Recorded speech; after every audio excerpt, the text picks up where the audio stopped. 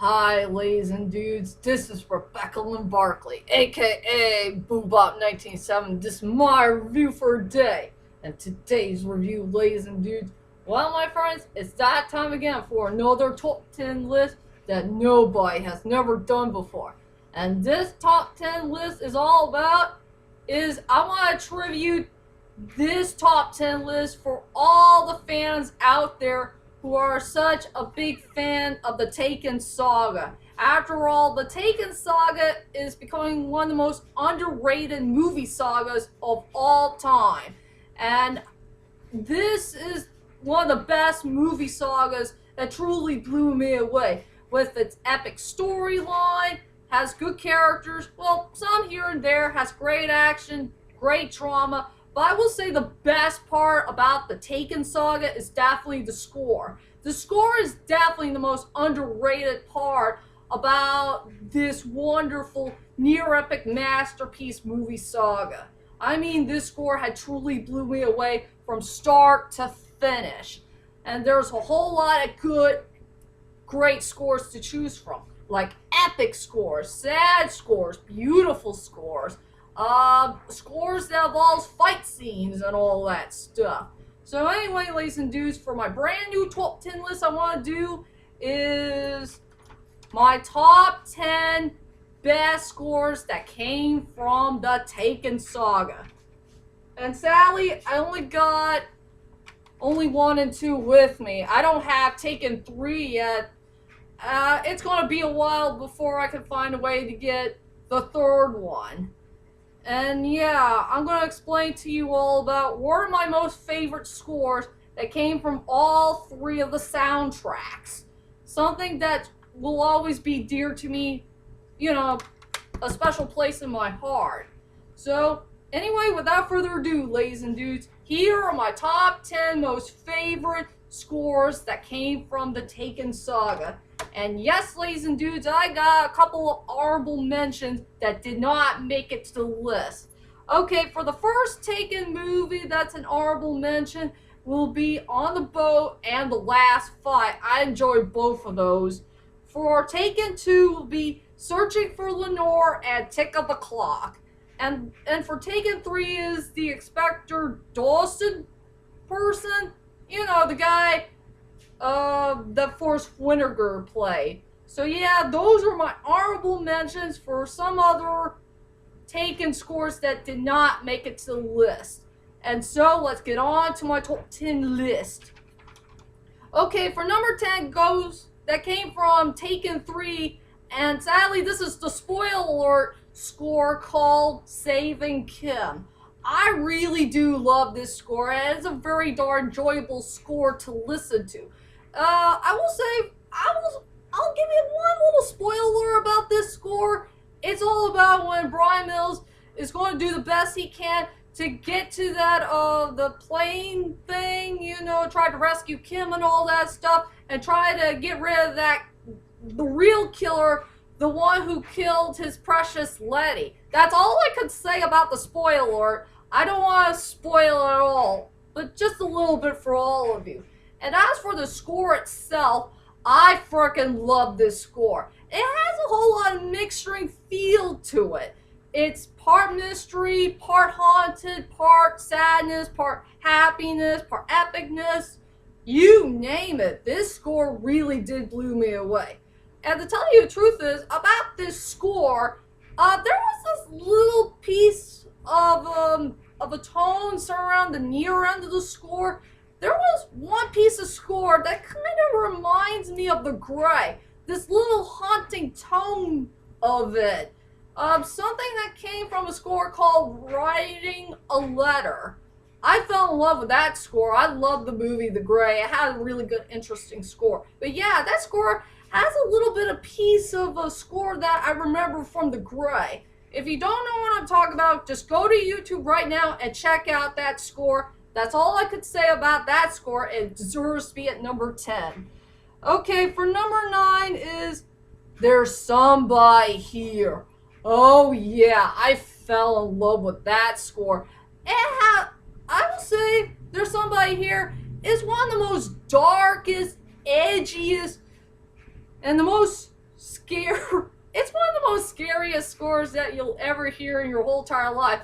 And thanks to this score, this is where the Taken Saga had truly began. And this is the scene that we all remember the most is in the phone scene where Brian and Kim were talking together on the phone. Brian wants to make sure that Kim is okay.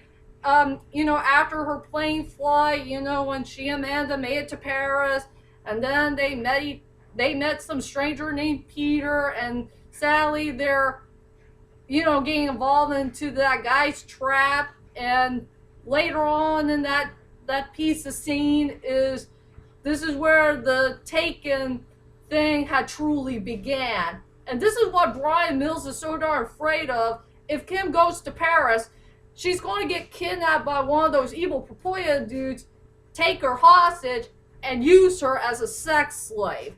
I mean, this score had truly blew me away, and I really love the haunting and the edgy tone of it. It feels like a horror movie, don't you think? This score kind of reminds me of a horror film. I don't know which one, but it had a really nice, good, haunting, edgy feel to it. And that score really did blow me away.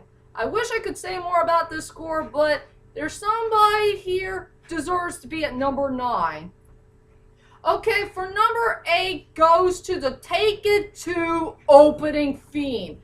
Out of all the opening themes that I heard for 1, 2, 3, I will say that the Taken 2 opening theme is one of the best scores I have ever heard in my whole entire life. It had a very good, strong, epic feel to it, and I really love this score to death when it all took place around the beginning of the movie, with the opening credits, and you see these couple of scenes here and there that took place in Papoya.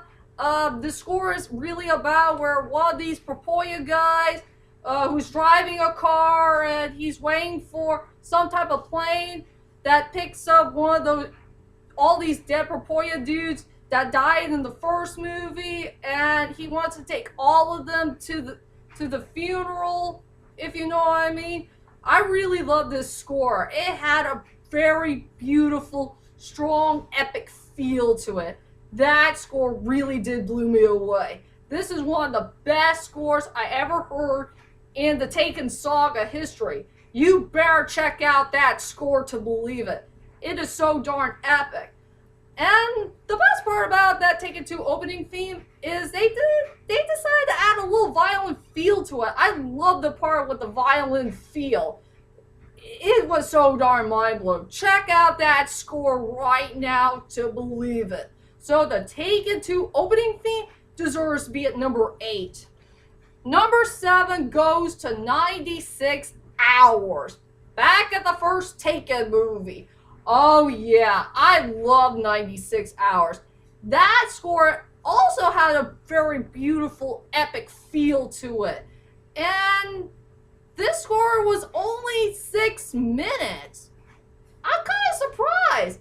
They made one of the most longest Taken scores in history that's only featured in 6 frickin' minutes. And this score is all about when Brian Mills' best friend Sam explained to Brian what's going on about trying to get to know some clues of who these evil Papoya dudes are. And one of them is called Marco. Marco's job is to, kidnap young girls, who likes to travel. They need to be young and all that stuff. And Sam told Brian Mills a very bad news that he only got 96 hours to find Kim before it's too late. So this is where Brian Mills has to get out of California as quick as he can and head on to Paris, France. And then when Brian Mills head on to Paris, France, he needs to go to Amanda's apartment quickly as he can and try to find all the details that he needs to know about the time when the 2 girls got kidnapped and take them, those evil Papoya dudes had kidnapped them and take them as hostages and all that stuff. So yeah, I really did enjoy those great epic scenes, and it had a really awesome score. This is one of the best, longest scores I have ever heard in my life. So yeah, 96 Hours deserves to be at the number 7 spot. Okay, for number 6 goes to a score that came from Taken 3. And this is one of these scores that kind of reminds me of a score that came from one of the Miyazaki films. And this score was only 2 minutes and 24 seconds. And this score is called He Didn't Do It. I fell in love with that score. That was one of the most beautiful, but yeah, one of the most saddest scores I have ever heard in my life. This score had truly blew me away. With its sadness, its pureness, its rhythm, the tone, and all I could say about this score, it's all about when I think it'll be a good idea if everybody should know the truth that Brian Mills did not kill Lenore. It has to be somebody else. After all, he did tell Sam and Kim the truth, and they believed him all the way through. And about that score, He Didn't Do It, I think this score kind of reminds me of Princess Mononoke. If you guys have or haven't seen that movie, that has really good epic scores. And yeah, it's really hard for me to say, but I was kind of surprised when I listened to that score. That score really did blow me away. All the way through from start to finish. I have nothing else to say, so He Didn't Do It deserves to be at number 6. Okay, ladies and dudes, I'll be back in a couple of minutes, and I'll tell you guys my top 5 most favorite scores that I ever heard that came from the Taken Saga. So, I'll be back in a couple of minutes, so don't go away!